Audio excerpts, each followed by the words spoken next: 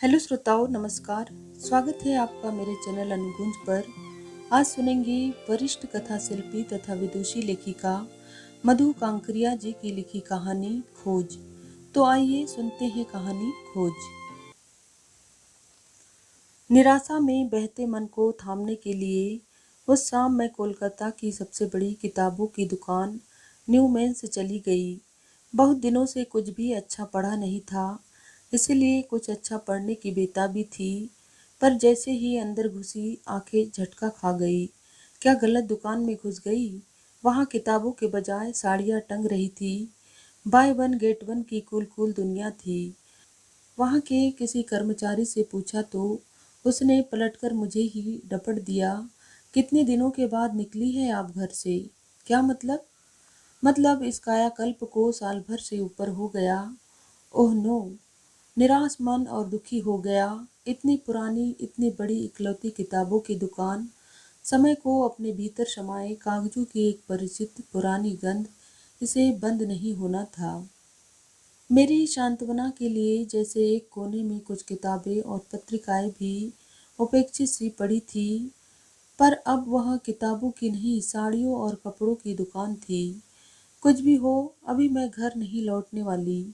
आगे पीछे यूं ही बेमकसद चलने लगी। सचमुच इन सालों में कोलकाता थोड़ा बदल गया था। चेहरा वही था, बस मेकअप चढ़ गया था।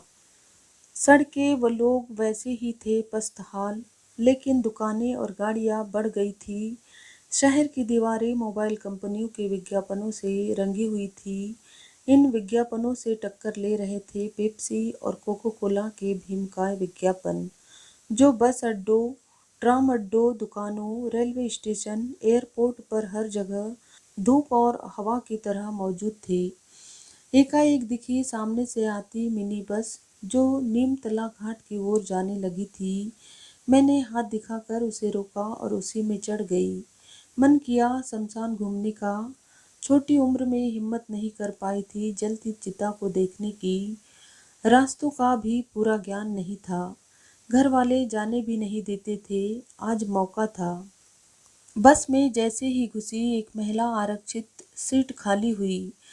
राहत की सांस लिए उस पर बैठने ही लगी थी कि देखा, एक अधेड़ अपने 8-9 वर्षीय विकलांग लड़के को कंधे पर लेकर थका हारा बेजान सा खड़ा था। अरे, अभी तक किसी ने उसे अपनी सीट क्यों नहीं दी? जाने कब से इतनी जानलेवा उमस में बेटे को लिए खड़ा है बेचारा। कल देखा था एक आदमी सड़क पर घायल पड़ा था। सब देख रहे थे और आगे बढ़ रहे थे। इतने मानवी बंगाली, दुनिया को सुंदर बनाने वाले बंगाली, क्या होता जा रहा है इन्हें? क्यों बदल रहा है इनका भी मानवीय चरित्र? फिर उगने लगे सवाल। उफ! गर्दन को झटक इशारे से उन्हें बुलाया मैंने और सीट पर बिठाया।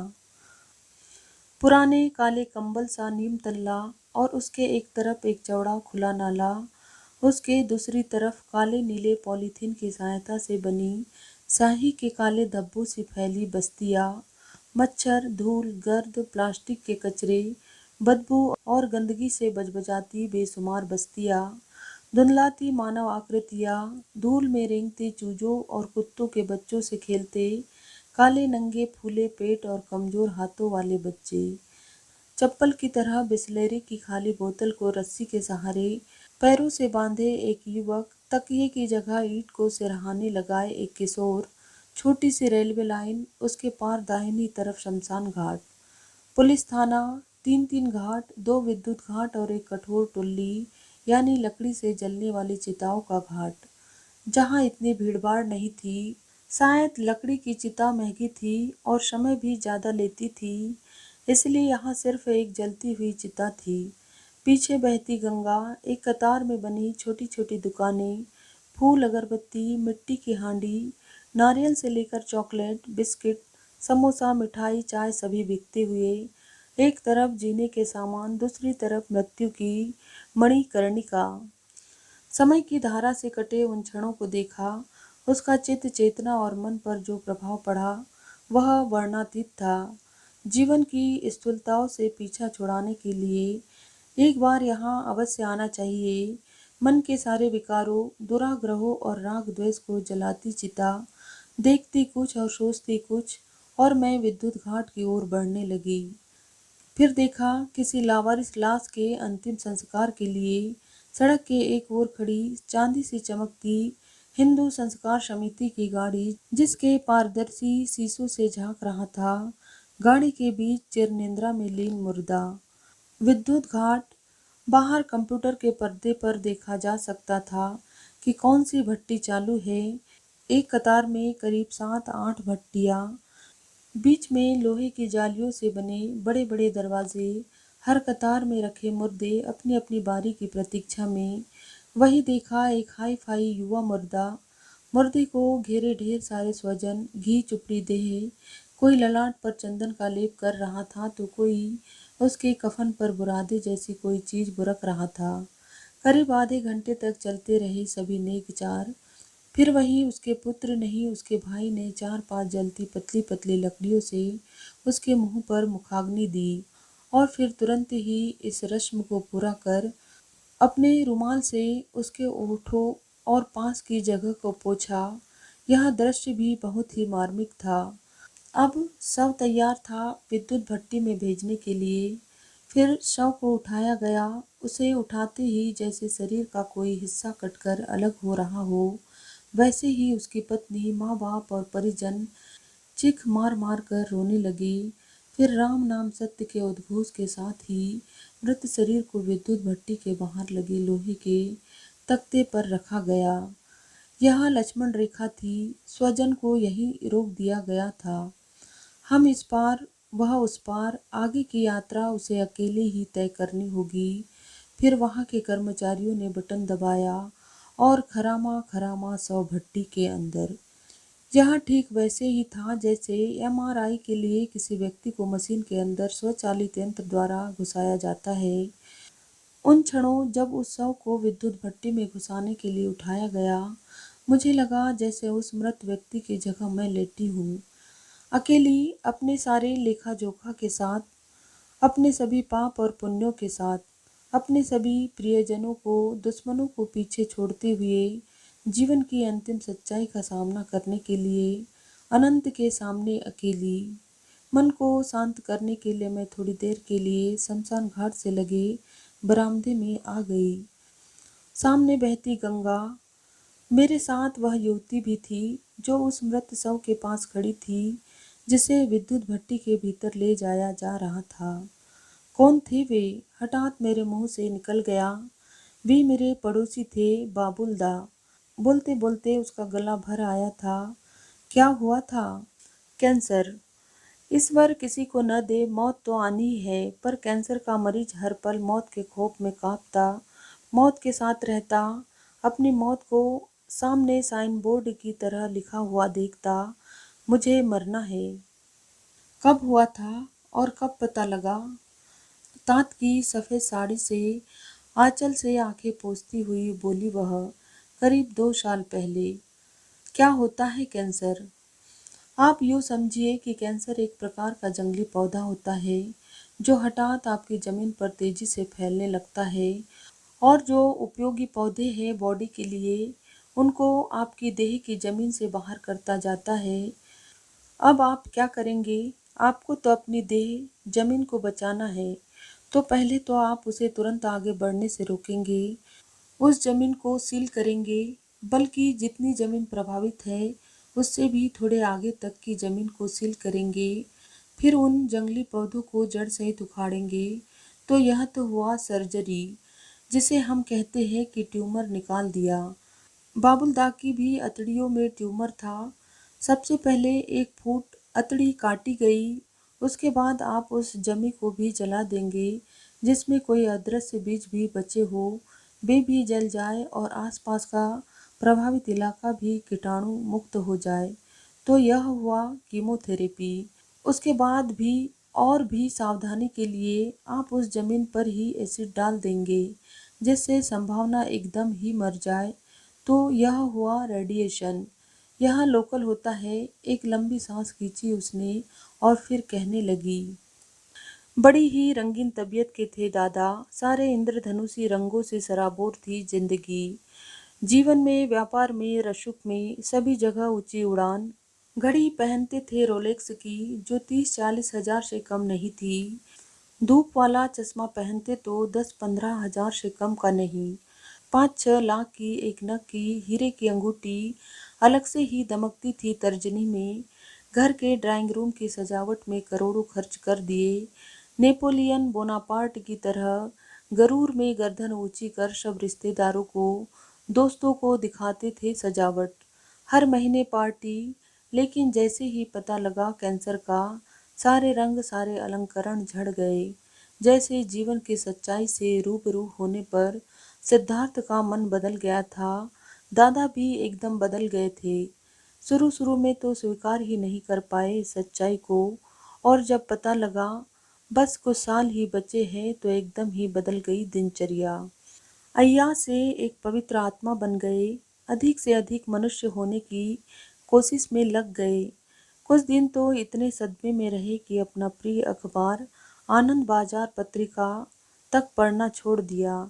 कपड़े तक सिलवाने बंद कर दिए। धीरे धीरे सदमे से उभरे तो पूरे दमखम के साथ लग गए जिंदगी को संवारने में, परिवार की हिफाजत में। चौथी कीमोथेरेपी के बाद झड़ते बाल और अपना बेनूर चेहरा देख मन इतना खराब हुआ कि दर्पण में शक्ल देखना तक बंद कर दिया था। अब बस दुख और अफसोस रह गया कि सारी जिंदगी झूठ और दिखावे से घिरा रहा। जिंदगी का नक्शा काश पहले दिख जाता तो जिंदगी की इतनी फिजूल खर्ची नहीं होती। आज सब कुछ वैसा ही था, बस समय नहीं था। गंगा की लहरों को देखते देखते दार्शनिक अंदाज में कहना जारी रखा उन्होंने।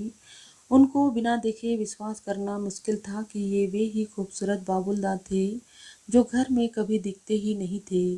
वे अब घर छोड़ मुश्किल से कहीं बाहर जा पाते थे।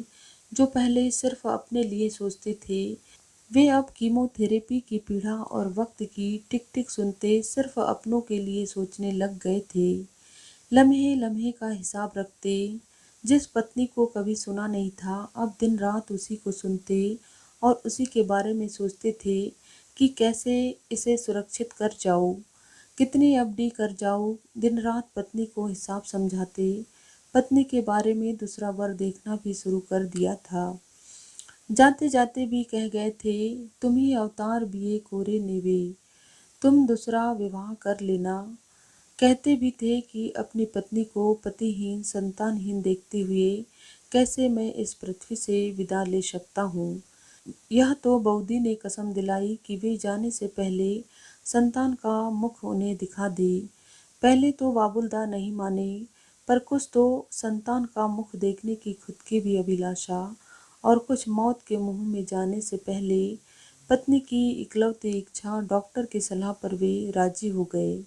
और ईश्वर का करिश्मा देखिए कि साल भर के भीतर बेटा भी हो गया।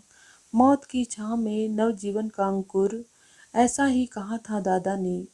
और उसके भीतर भी साल भर बाद तक जीवित रहे बाबुलदा। जीवित क्या रहे, जिंदगी को निकलते रहे। सच, मौत के पास खड़ा अकेला आदमी जिंदगी को शिद्दत से प्यार करता है। हर रविवार बेटे को घुमाने ले जाते। चेष्टा रहती कि ऐसी जगह ले जाए कि उसके साथ गुजरे कुछ लम्हे उसकी स्मृति में टंगे रहे। ढेरों तस्वीरें खिंचवाते उसके साथ, पर 10-11 महीने की नन्ही जान क्या तो याद रखे। बस तस्वीरें गवाह है। वे डॉक्टरों से अक्सर कहते थे कि मुझे प्लीज़ अपने एक्सपायरी डेट के बारे में बता दीजिए, जिससे मैं अपनी ज़िंदगी को प्लान कर सकूं। यदि मेरे पास 5 साल का समय है तो मैं अपने व्यापार में ध्यान दूंगा, और यदि मेरे पास सिर्फ साल भर है तो मैं अपने परिवार और ईश्वर के साथ समय बिताऊंगा, और यदि मेरे पास सिर्फ 6 महीने या उससे भी कम समय है तो मैं महीने भर के लिए तीर्थ यात्रा पर निकल जाऊंगा। पर अफसोस डॉक्टर निश्चित रूप से कुछ भी नहीं बता पाए, और 2 साल के इस दौरान भी वे न जी पाए न मर पाए। वे बस बायोप्सी, टेस्ट, स्कैन, कीमोथेरेपी और रेडियोथेरेपी के बीच झूलते रहे। घर वाले पंडितों और ज्योतिषों का चक्कर लगाते रहे। महामृत्युंजय मंत्र का जाप और काली माँ को पूजा देते रहे। जब जब चित्त उखड़ जाता, वे लाइफ आफ्टर डेथ शीर्षक किताब पढ़ते रहते। धर्म, भाग्य और दर्शन में शांति ढूंढते रहे और अंतिम दिनों में तो उनकी जर्रा जर्रा बिखरी देह जैसे एक जिंदा एक्सरे बन गई थी। बोलते बोलते नम हुई आंखों को साड़ी की कोर से पूछा उसने। सामने बहती गंगा पर एक नजर डाली, एक दीर्घ सांस खींची। कुछ खामोश पल। आपकी क्या उनसे अक्सर बात होती थी? हाँ, एकदम शुरू में तो लगभग हर शाम। हम उन्हें बिल्कुल भी अकेला नहीं छोड़ते थे। उन्हीं दिनों दादा ने बहुत ही मार्मिक बात कही थी। जिनके समक्ष अपनी हैसियत का दिखावा करने के लिए करोड़ों खर्च किया, वे ही आज तरस खाते हैं मुझ पर। रहता यूं करोड़ों के फ्लैट में, लेकिन भीतर एक खंडहर के सिवा कुछ नहीं है। उफ, कितना गुमान था अपनी जवानी, पैसे, ताकत और व्यापारिक ऊंचाइयों और दमकते रूप पर। एक बार चेहरे पर एक फुंसी उग आई थी तो मैं अपने साले की रिसेप्शन की पार्टी में नहीं गया कि ऐसे चेहरे के साथ क्यों जाऊं। पर कैंसर ने बता दिया क्या हूँ मैं, क्या है रूप, क्या है शरीर। गंदे कपड़े का एक फटा चिथड़ा भर और यह देह दर्द, गर्द और गुबार का एक दरिया भर। सही है कि जिंदगी जब हाथों से फिसलने लगती है तभी समझ में आती है। बोलते बोलते वह बार बार घड़ी देख रही थी। घंटे भर का समय दिया था विद्युत भट्टी वालों ने, जो शायद पूरा होने वाला था। मैंने फिर कुरेदा तो उसने बड़े ही रहस्यमय अंदाज में कहा, कई बार मुझे लगता है कि बाबुलदा और बऊदी की शादी कैंसर के चलते बच गई। दोनों के बीच मोहब्बत इस हादसे के बाद ही पनपी थी, क्योंकि कैंसर ने बाबुलदा की दृष्टि ही बदल दी थी और दृष्टि के बदलते ही उनकी सृष्टि भी बदल गई। मुझे ताज्जुब हुआ। कहने को तो पड़ोसी पर कितना कुछ जानती है। आखिर पूछ ही डाला मैंने, आप इतनी बात कैसे जानती है? वह हंस पड़ी। उदासी का अक्स भी शामिल था उसमें। दरअसल बाबुलदा ने घर में बहुत ही बोल्ड चेहरा ओढ़ा हुआ था, क्योंकि घर में सभी उनसे छोटे थे। माँ बाप बूढ़े हो चले थे, उनसे कुछ भी बोलकर हल्का हो नहीं सकते थे, तो मेरे पति के पास आकर वे अपने को खोल देते थे। अपना दुख, अपना डर, अपना अफसोस, सब कुछ। बऊदी को भी मैं ही मिलती थी, उनकी हमउम्र। बऊदी ने कहा था एक बार, कैंसर ने तुम्हारे दादा की भीतरी सुंदरता खिला दी। मौत का सामना कैसे किया उन्होंने, यह मेरा आखिरी सवाल था। एकदम शुरू में तो कहते थे मुझे डर लगता है मरने से, लेकिन जैसे जैसे समय नज़दीक आ रहा था वे मौत के खौफ से बाहर निकल मानसिक रूप से खुद को तैयार कर रहे थे। पौने 2 साल उन्होंने ठीक ठाक निकाल दिए, लेकिन कैंसर लीवर में भी फैल गया था। फिर एक दिन एकाएक उन्हें सांस लेने में दिक्कत होने लगी। कार्बन डाइऑक्साइड का लेवल बहुत बढ़ गया था। तब उन्हें फिर हॉस्पिटल ले गए। इस बार हालात गंभीर थी। उनके अंग काम नहीं कर रहे थे। मल्टी आर्गन फेलियर, यही बताया था डॉक्टरों ने। बाबुलदा भी समझ गए थे। वे अब और पैसों की बर्बादी नहीं चाहते थे। उनकी चेतना में भी अब जीवन कम, मृत्यु अधिक थी। इसलिए मृत्यु से 2 दिन पहले उन्होंने वेंटिलेटर सहित सारे लाइफ सपोर्टिंग सिस्टम हटवा दिए और पत्नी से कहा, मैं तैयार हूँ, बस एक बार रोहित, बेटा। बऊदी रोहित को लेकर आई। बेटी को देखा तो आंखें भर आई उनकी। उसे आखिरी बार चूमा, एक छोटा सा पत्र उसके नन्हे हाथों में थमाया। बऊदी ने उन्हें उनके प्रिय हिमसागर आम की एक फाक आखिरी बार चखानी चाही तो इनकार कर दिया। कितना कमाया पर अपने हाथों किसी को कुछ नहीं दिया था और अब खाली हाथ जा रहे थे। उनकी माँ ने उनके हाथों को स्पर्श करा, कुछ रुपए दान कराए। कर दो बेटा, देना ही जिंदगी है।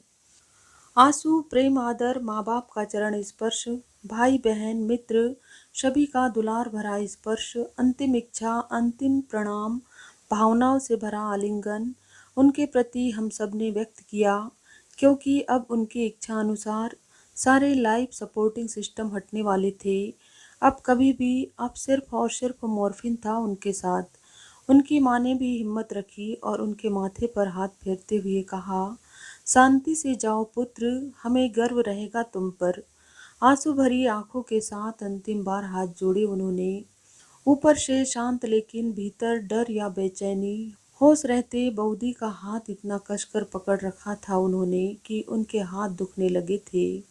आधे घंटे बाद ही मास्क और मॉनिटर सब बंद थे, सिर्फ मॉर्फिन था। वे निकल चुके थे अनंत की यात्रा पर। उनकी सांस बार बार लड़खड़ा रही थी। बऊदी लगातार उनके कानों में भजन गुनगुना रही थी। मॉर्फिन बढ़ा दिया गया था। दूसरे दिन वे अचेत हो गए और उसके अगले 8 घंटे बाद पिंजरा टूट गया। हंस उड़ गया था और आज बस 2 मुट्ठी राख।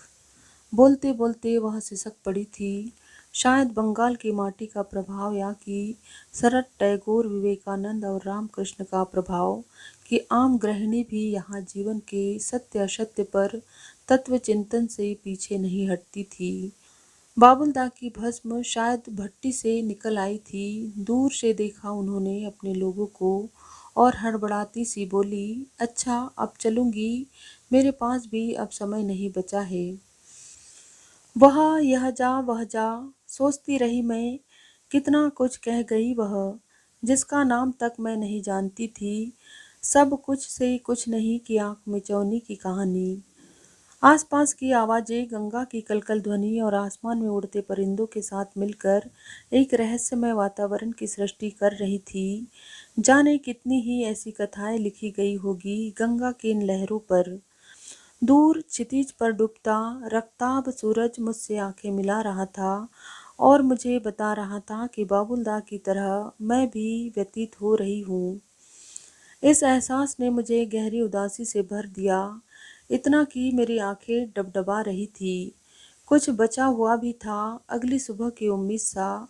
आंखों में आंसू और मन में एक संकल्प उभरा, मैं जिंदगी को व्यर्थ नहीं जाने दूंगी। यह वादा रहा मेरा तुमसे ओ जिंदगी। शायद मैं अपने को दोबारा खोज रही थी। तो ये थी जीवन की क्षण भंगुरता और सत्यता को दर्शाती कहानी खोज। कहानी यदि आपको अच्छी लगी हो तो मेरे वीडियो को एक लाइक तथा चैनल को सब्सक्राइब जरूर करें और अपने मित्रों को भी शेयर करें। Thank you.